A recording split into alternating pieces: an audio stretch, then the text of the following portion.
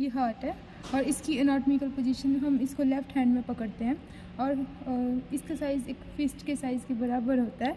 और इसका जो लेफ़्ट ये एपेक्स होती है, इसको हम इंडेक्स फिंगर पे रखते हैं। तो अब इसकी बॉर्डर्स और सरफेसेस, इसमें 4 बॉर्डर्स होते हैं और 3 सरफेसेस होते हैं। 3 सरफेसेस होते हैं, एक एपेक्स होती है और एक बेस होता है। सबसे पहले बॉर्डर्स, एक अपर बॉर्डर होता है जो यहाँ दिख नहीं रहा है, देन राइट बॉर्डर जो है वो सुपीरियर वेना केवा से लेके इन्फीरियर वेना केवा तक होता है। देन इन्फीरियर वेना केवा से स्टार्ट होता है, देन लेफ़्ट वेंट्रिकल तक जाता है, देन लेफ़्ट बॉर्डर यहाँ पे। ये हो गए 4 बॉर्डर्स। इसके बाद इसके सरफेसेस, इसमें 3 सरफेसेस होते हैं। यहाँ पे आगे sternocostal surface, left surface and ये नीचे डायफ्रामेटिक सरफेस। अब इसमें एपेक्स, ये एपेक्स है। इसकी जो एपेक्स होती है वो 5th इंटरकोस्टल स्पेस में होती है, मिड क्लेविकुलर लाइन से जस्ट मीडियली या फिर स्टर्नम से 9 सेंटीमीटर लैटरली। और बेस, ये इसका बेस है। और ये कौन बनाता है? Pulmonary veins. अब आते हैं इसमें एट्रिया और वेंट्रिकल। तो ये राइट एट्रिया है, ये राइट वेंट्रिकल है, ये राइट एट्रिया है, ये राइट वेंट्रिकल है, इसमें ये डाइसेक्टेड है। देन ये लेफ़्ट वेंट्रिकल है और ये डाइसेक्टेड नहीं है, ये लेफ़्ट एट्रिया है। अब यहाँ पे ना ये राइट ऑरिकल है और ये लेफ़्ट ऑरिकल है। ऑरिकल्स जो हैं ये स्पेस प्रोवाइड करते हैं, जब ब्लड ज़्यादा आ जाता है तो एक्सपांशन के लिए स्पेस प्रोवाइड कराते हैं। अब ये यहाँ पे अयोटा है, ये बॉडी की सबसे बड़ी आर्टरी है, ये असेंडिंग अयोटा है। देन ये आर्च ऑफ अयोटा बनाती है और फिर ये डिसेंडिंग अयोटा बनाती है। यहाँ पे ये राइट ब्रेकियोसेफेलिक आर्टरी है, ये लेफ़्ट कॉमन कैरोटिड आर्टरी है और ये लेफ़्ट सबक्लेवियन आर्टरी है। जो राइट ब्रेकियोसेफेलिक आर्टरी है वो 2 आर्टरीज से बनती है एक। इसके बाद इसमें पल्मोनरी ट्रंक आता है, ये पल्मोनरी ट्रंक है, यही है पल्मोनरी ट्रंक, यही है। और यहाँ पे ये 2 में डिवाइड हो जाता है, एक राइट लंग के पास जाता है, एक लेफ़्ट लंग के पास जाता है। देन तो ये पल्मोनरी आर्टरी है, ये डीऑक्सीजनेटेड ब्लड को लेके जाती है। और यहाँ पे पल्मोनरी वेन्स की ओपनिंग है, ये ऑक्सीजनेटेड ब्लड को लेफ़्ट एट्रिया में लेके आएंगी। ये हो गया हार्ट के एक्सटर्नल फीचर्स, बॉडी सरफेसेस और बॉर्डर्स। अब आते हैं राइट एट्रिया पे, यहाँ से खुलेगा। तो ये राइट एट्रिया है, ये वाला। अब इसमें ना 2 पार्ट्स होते हैं, पोस्टीरियर स्मूथ पार्ट होता है और एंटीरियर रफ पार्ट होता है। ये स्मूथ पार्ट है और ये एंटीरियर रफ पार्ट है। ये जो एंटीरियर रफ पार्ट में ये कॉम्ब लाइक स्ट्रक्चर्स दिख रहे हैं ना, ये मस्कुलर पेक्टिनाटी हैं। और बाहर की तरफ को यहाँ पे सल्कस टर्मिनल होता है, अंदर की तरफ को क्रिस्टा टर्मिनालिस होता है। बाहर सल्कस टर्मिनालिस और अंदर क्रिस्टा टर्मिनालिस। क्रिस्टा टर्मिनालिस से ये कॉम्ब लाइक स्ट्रक्चर्स जाते हैं, इनको बोलते हैं हम मस्कुलर पेक्टिनाटी। अब यहाँ पे ट्राइकस्पिड वॉल्व होता है जो राइट एट्रियम से ब्लड को राइट वेंट्रिकल में भेजता है। अब आते हैं, इसमें एक ओपनिंग भी होती है कोरोनरी साइनस की यहाँ पे, और ये वाली है, ये इसको गार्ड करता है थिवेशियन वॉल्व। फिर नीचे ये है राइट वेंट्रिकल। अब आते हैं राइट वेंट्रिकल पे। राइट वेंट्रिकल में एक लार्ज इनफ्लोइंग पार्ट होता है और स्मॉल आउटफ्लोइंग पार्ट होता है। आउटफ्लोइंग पार्ट को तो मेनली पल्मोनरी ट्रंक ही बनाता है। और अब इनफ्लोइंग पार्ट में आते हैं। इनफ्लोइंग पार्ट में ना हमारे पास पेपिलरी मसल्स होती हैं। पेपिलरी मसल्स जो हैं वो ट्राइकस्पिड वॉल्व से अटैच होती हैं बाय कॉर्डा टेंडिने। तो ये वॉल्व की ओपनिंग और क्लोजिंग को गार्ड करते हैं।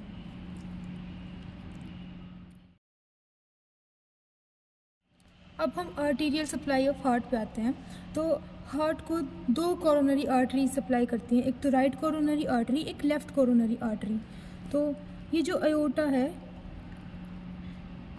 यहाँ पे वॉल्स होते हैं, सेमिलुनार वॉल्स, इनमें ना कस्प्स होते हैं। एयोटिक साइनस, एक पोस्टीरियर एयोटिक साइनस और एक लेफ्ट एयोटिक साइनस। हाँ, तो जो लेफ़्ट एयोटिक साइनस है उससे लेफ़्ट कोरोनरी आर्टरी निकलती है, और जो एंटीरियर एयोटिक साइनस है उससे हमारे पास राइट कोरोनरी आर्टरी निकलती है।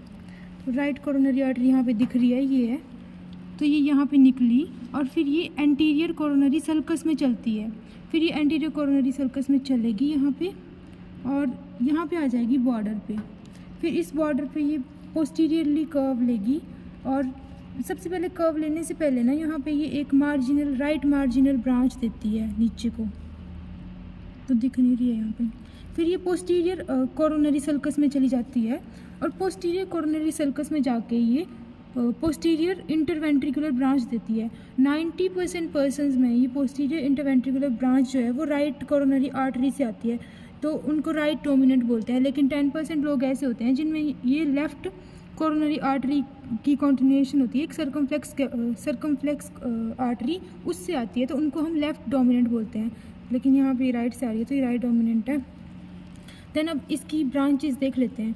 तो सबसे पहले ये यहाँ से ना ये एस से नोडल ब्रांच देगी यहाँ पे, तो वो एस से नोड को सप्लाई करती है। फिर ये राइट वेंट्रिकुलर ब्रांचेस देगी, एक राइट कोनस आर्टरी देगी जो पल्मोनरी ट्रंक को सप्लाई करती है, यहाँ पे राइट मार्जिनल ब्रांच देती है। फिर पीछे आके पोस्टीरियर इंटरवेंट्रिकुलर आर्टरी देती है और फिर बाद में ना ये सर्कमफ्लेक्स आर्टरी के साथ ये एनास्टोमोस कर जाती है, लेफ़्ट कोरोनरी आर्टरी की ब्रांच है वो। अब आते हैं हम लेफ़्ट कोरोनरी आर्टरी पे।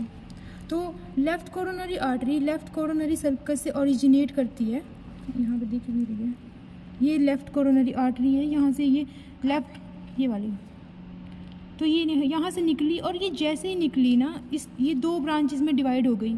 एक दी इसने एंटीरियर इंटरवेंट्रिकुलर ब्रांच और दूसरी ब्रांच ये है सर्कमफ्लेक्स आर्टरी। अब सबसे पहले आते हैं एंटीरियर इंटरवेंट्रिकुलर आर्टरी पे। तो जो ये एंटीरियर इंटरवेंट्रिकुलर आर्टरी है ना, इसको लेफ़्ट डिसेंडिंग आर्टरी भी बोलते हैं।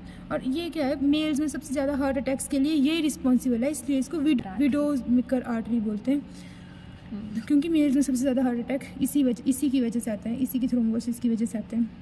अब ना ये और ब्रांचेस भी देती है, जैसे ये वेंट्रिकुलर ब्रांचेस देगी, फिर जो conus artery left conus artery भी यही देती है। फिर एक लेफ़्ट डायगोनल आर्टरी होती है जो सप्लाई करती है लेफ़्ट वेंट्रिकल को, तो वो भी इसी से आती है। फिर आते हैं हम सर्कमफ्लेक्स आर्टरी पे। तो सर्कमफ्लेक्स आर्टरी ये यहाँ पे एक ब्रांच दे रही है, ये वाली, ये है लेफ़्ट मार्जिनल आर्टरी। फिर सर्कमफ्लेक्स आर्टरी जो है वो यहाँ पे चल रही थी एंटीरियर कोरोनरी सल्कस में, फिर ये चली जाती है पोस्टीरियर कोरोनरी सल्कस में।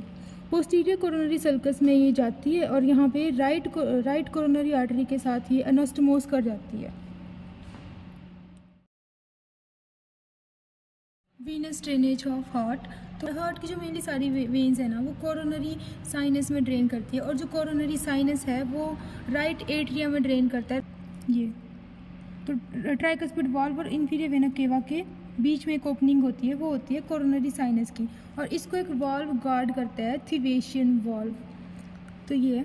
फिर जो कोरोनरी साइनस है ना, सारी मेन वेन्स इसी में ड्रेन करती है। इसके अलावा कुछ और वेन्स होती हैं जो कोरोनरी साइनस में ड्रेन नहीं करती हैं, वो डायरेक्टली राइट एट्रिया में ड्रेन करती हैं। तो एक तो होती है वेना कॉर्डिस मिनिमी, ये जो वेन्स है ये सभी चारों चैम्बर्स में होती हैं। फिर आती है एंटीरियर कार्डियक वेन्स, ये डायरेक्टली राइट एट्रिया में ड्रेन करती हैं। अब आते हैं कोरोनरी साइनस पे। तो यहाँ पे होता है कोरोनरी साइनस लेफ़्ट साइड पे, और यहाँ पे राइट साइड में जाके ये ड्रेन कर जाता है। इसमें ना एक तो greater cardiac vein, middle cardiac vein और स्मॉल कार्डियक वेन ये ड्रेन करती हैं। तो ग्रेटर कार्डियक वेन जो है वो एंटीरियर इंटरवेंट्रिकुलर वेन को अकम्पनी करती है यहाँ पे, फिर इन एंटीरियर इंटरवेंट्रिकुलर सल्कस, इसके बाद ये सर्कमफ्लेक्स आर्टरी को कंपनी करती है। यहाँ पे ना ये एंटीरियर इंटरवेंट्रिकुलर आर्टरी को अकम्पनी करती है, उसके बाद ये सर्कमफ्लेक्स आर्टरी को अकम्पनी करती है इन एंटीरियर इंटरवेंट्रिकुलर सल्कस।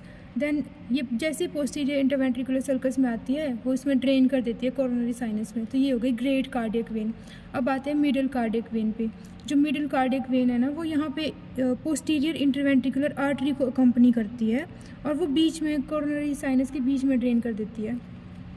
उसके बाद आता है स्मॉल कार्डियक वेन।